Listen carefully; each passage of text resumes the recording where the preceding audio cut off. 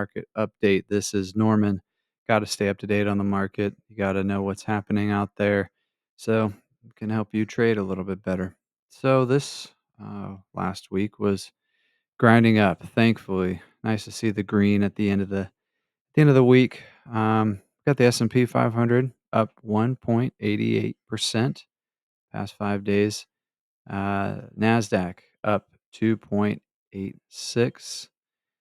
Bitcoin at the time of the screenshot, we were about 116. I think right now bumped up a little bit more. It's Sunday afternoon here in California, and it's bumped up to 118.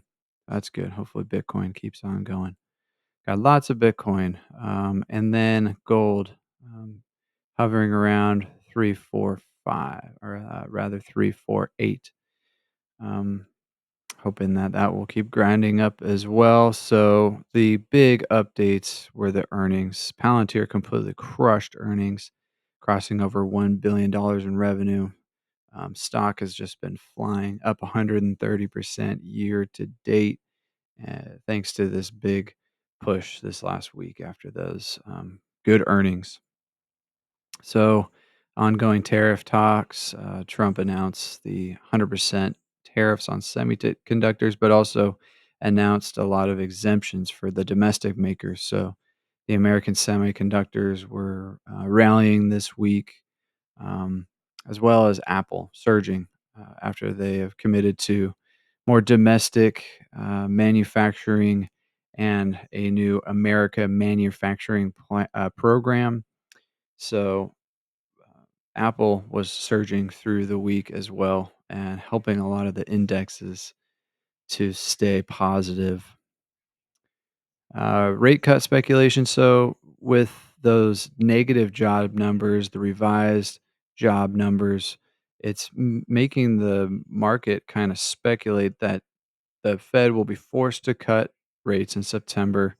And the odds went from very low, it was like 20 something percent, all the way up to 90% after those job cuts. They have a dual mandate: stabilize prices and unemployment being low. So, with that unemployment rising, you're going to see a more likelihood of that rate cut in September, which would help boost the economy a little.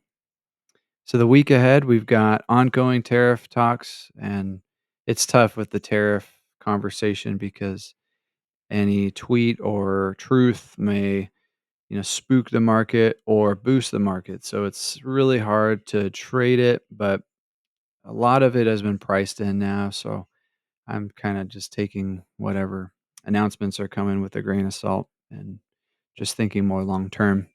We've got other earnings. We've got Barrick Gold, Deere, and Cisco, ones that are worth mentioning.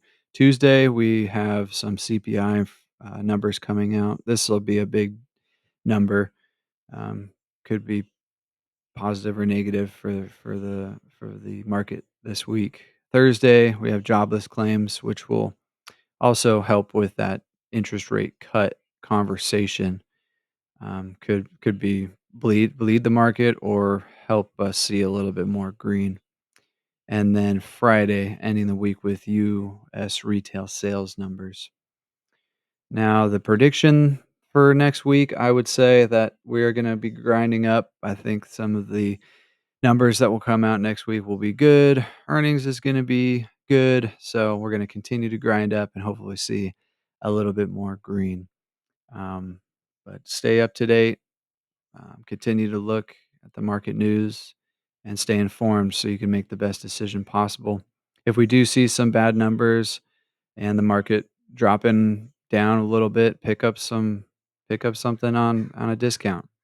I'm going to be looking to buy more YMAX and Ulti and maybe some Roundhill QDDE, XDTE, and make it a buying opportunity. So best of luck this week.